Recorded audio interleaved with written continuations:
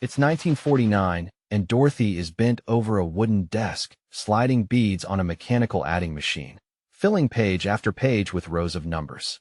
She is not using a computer. She is a computer. That is literally her job title. For most of the 20th century, the word computer didn't mean a machine at all. It meant a person, almost always a woman, hired specifically because she was fast and accurate at arithmetic. Dorothy works for a research lab, calculating artillery trajectories and rocket paths by hand, one equation at a time.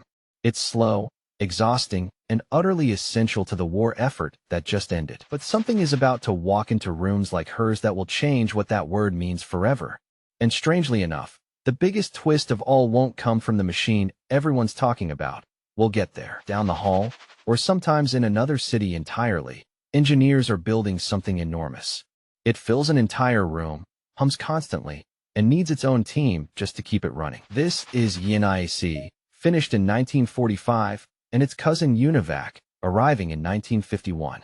Both are built from thousands of glass vacuum tubes, each one about the size of a finger, each one prone to burning out. Keeping ENIAC alive means replacing a burnout tube every couple of days, sometimes more.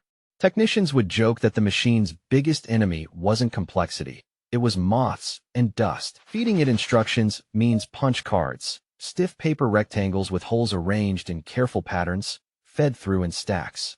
Setting up a single new problem could take a technician hours or days of rewiring. To Dorothy, visiting the lab on a tour one afternoon, the machine looks less like an office tool and more like something out of a laboratory experiment. Wires everywhere, heat radiating off the cabinets. It doesn't even look friendly. Newspapers of the era didn't quite know what to call these things either. So they reached for the most dramatic phrase available: giant brains. Headlines described electronic brains that could think faster than any human. It was thrilling copy, and almost entirely misleading about what these machines actually did. Here's the thing though. Calling it a brain wasn't just marketing hype. It reflected genuine, earnest confusion. Nobody had a good vocabulary yet for a machine that could calculate without getting tired. So what did people in 1950 actually imagine these giant brains were for? Not what you're picturing today, and not even close. Almost nobody, not the engineers, not the journalists, not the government officials funding this research, imagined one of these machines sitting in a home. That idea simply wasn't on the table. Instead, the imagined future was bureaucratic and, frankly, kind of unglamorous. Three uses came up again and again in the plans of the era. Ballistics first. These machines were funded largely by the military to calculate artillery tables faster than rooms full of people like Dorothy ever could. That was the original justification for the expense. Weather came next. Predicting storms and fronts required grinding through enormous grids of numbers, exactly the kind of repetitive math a machine could chew through without complaint. And the census. The United States government had been struggling to tally its growing population efficiently for decades. In fact, tabulating machines had been built for exactly this purpose back in 1890. Notice what's missing from that list. No writing letters. No playing games. No looking things up. The computer, in 1950, was a specialist tool for a narrow set of official, numeric jobs. Quick myth to clear up here, because you've probably heard it. There's a famous line floating around that a computer executive once said the world would only ever need about 5 computers. It's a great story. It is also, as far as historians can tell, a legend. There's no solid documented source for anyone actually saying it. Treat it the way you'd treat any good campfire tale about the past. Memorable, but not history. What businesses genuinely thought, though, was skeptical enough on its own. Many executives in 1950 looked at these room-sized, tube-filled machines and saw an expensive, fragile government science project, not a product. Why would an ordinary company spend a fortune on something that needed its own climate-controlled room and a team of specialists just to add numbers together? It seemed like solving a problem nobody in commerce actually had. Dorothy hears this skepticism secondhand from her supervisor, who shrugs it off. To him, the machine is a curiosity for scientists, nothing that will ever touch ordinary office work like his. And then, in 1952, everything about that skepticism gets turned upside down in front of the entire country, live, on television. On election night, CBS brought in a UNIVAC computer to try predicting the presidential race between Eisenhower and Stevenson, based on just a sliver of early returns. Human pollsters and the network's own statisticians expected a close race. UNIVAC's calculations said otherwise, and predicted a landslide for Eisenhower, so confidently that the CBS staff didn't believe it and hesitated to air the result. UNIVAC turned out to be right. The pollsters, the humans with their clipboards and their intuition, had gotten it wrong. Overnight, the giant brain stopped being a science fair curiosity and became a household name. If it could outpredict America's best pollsters, what else might it be good for? Businesses that had shrugged off the technology 2 years earlier suddenly started paying very close attention. Orders for UNIVAC machines began trickling in from insurance companies, from the Bureau of the Census, from the growing world of American industry. But here's the thing worth sitting with. Even after that election night triumph, almost nobody was reframing the computer as a thinking machine. It was still, fundamentally, understood as a very fast calculator. Faster than any room full of people like Dorothy, yes. Useful for weather, census, ballistics, and now elections, yes.